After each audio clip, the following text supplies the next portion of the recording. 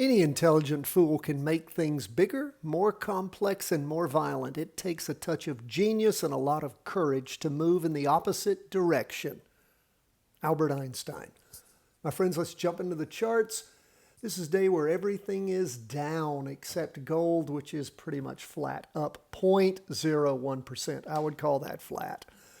Let's see where we are. The S&P down 0.16%. You can see where all that exuberance ended on Wednesday morning and then pulled back and then down on Thursday. How are we going to finish the week?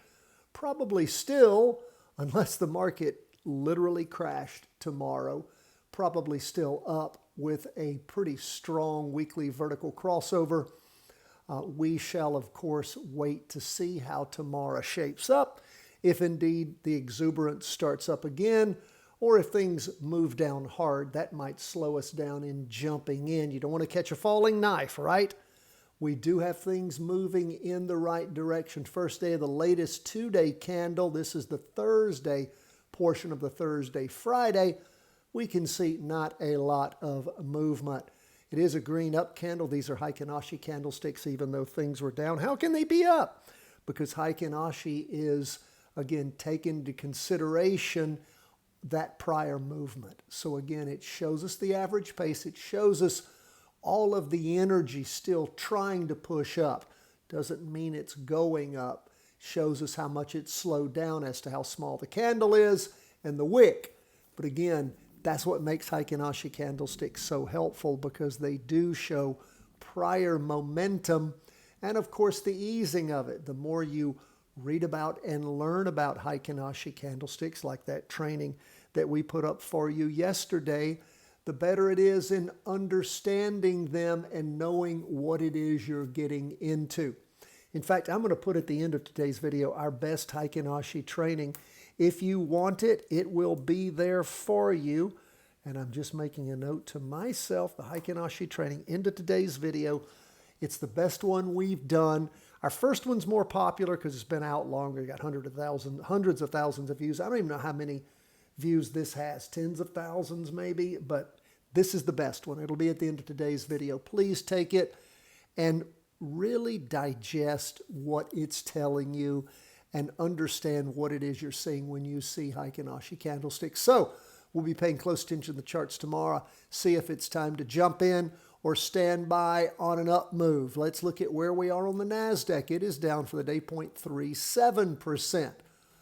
And we've got a green spinning top. That's the kind of thing we like to see. Wicks on either end. You can see where the 2 days slowed down a lot. You can see where volume's way off since the exuberance in the up move for that day and a half. Well, this day and a half, low volume and down movement.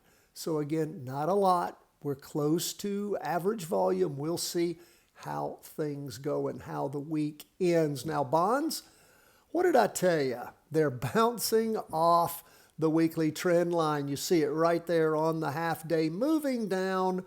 We are still down on bonds. I would like to see here, I'd like to see us reach the low of last week, and for this down pace to keep going. You might say, Tom, why would we be into bonds if bonds are going down? Because we're not into the TLT, we're in TBF, which is the ProShares short. So it's like puts. It's moving up when the market's moving down. Now, it's not for everybody. We got great trainings on inverse funds, how to make money when markets crash. You know, I'm going to put that at the end of today's video too. Inverse. I'm just making a note here for myself. Inverse funds.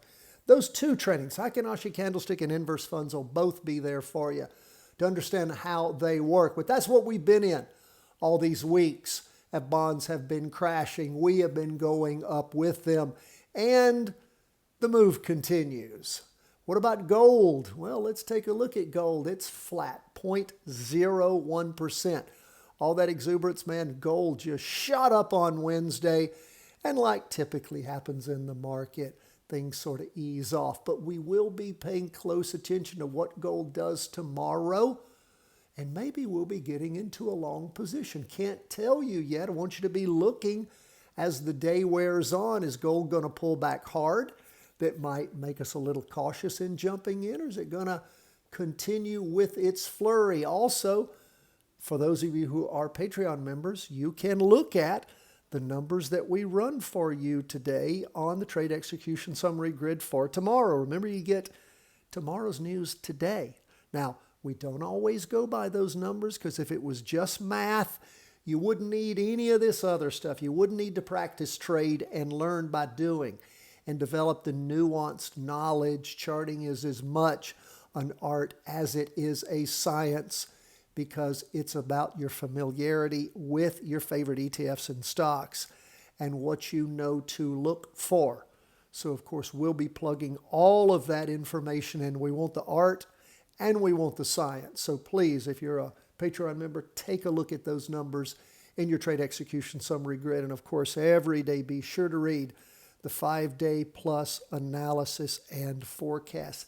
Key information breaks down the volume, the trend, and the Heikin-Ashi candlesticks and what they are telling us. Don't always agree with the numbers, but that analysis can be extremely helpful and insightful going forward. So that is where we are on gold. And lastly, Bitcoin pulling back some. Just won't cross, will it? Just will not cross that trend line. It is staying above the support level. We got a doji here for the week, which is nothing powerful for us. We are up to average volume there, so I'm hoping at some point, like we might see gold starting to take off, maybe Bitcoin will. But Bitcoin's got a lot of headwinds. That's where we are as we end the day on Thursday. Get ready to go into Friday.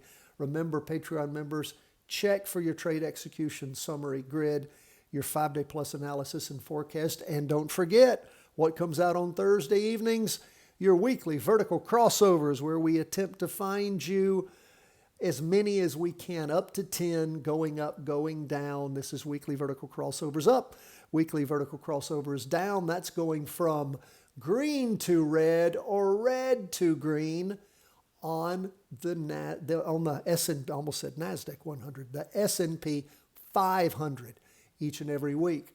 If you appreciate what we do, want to be a Patreon member, underwrite some of the cost of the channel that we provide every day for free, join. The minute you join, we'll send you a copy of my book, my latest book, 3-Wave Trading Advantage. You get that for free at the very start, even if you just cancel. And you also get our 3-part series, Options Made Simple, the Charting Wealth Way, which is what you need to get started in practice trading options. God bless, my friends. All the best from the whole team at Charting Wealth.